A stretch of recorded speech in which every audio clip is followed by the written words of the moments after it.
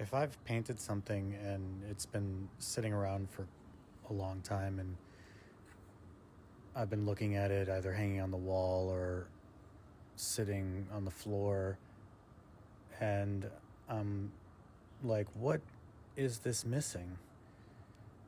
It's At the time I thought it was done, but now that I'm looking at it, it's missing it's missing something.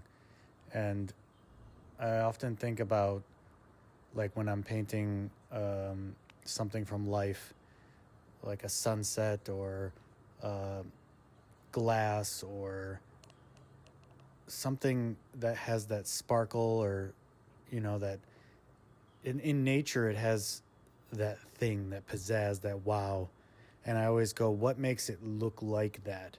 Like, what around the that glass makes it look shiny? Like, things are pushed back, there's like muted areas, and everything around the glass that isn't that sparkle shine is very toned down and muted, so it gives the illusion of a sparkle, you know.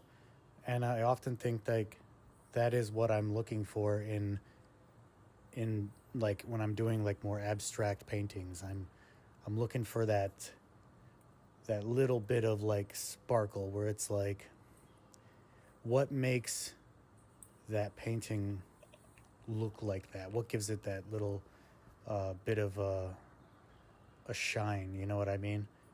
Where I guess a good example is, like, if everything's kind of monotone, it kind of gets lost, you know.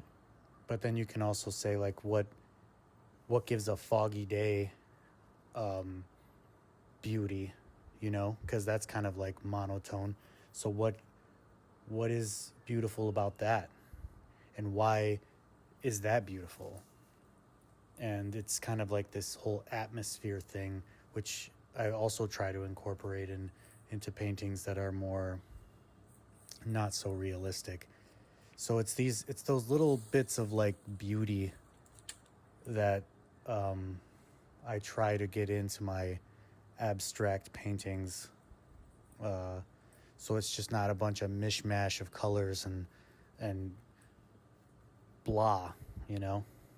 So it doesn't always work, and it doesn't always come out the way that I want it to. But then those paintings I just paint over, or I keep working on them until they show me that wow factor.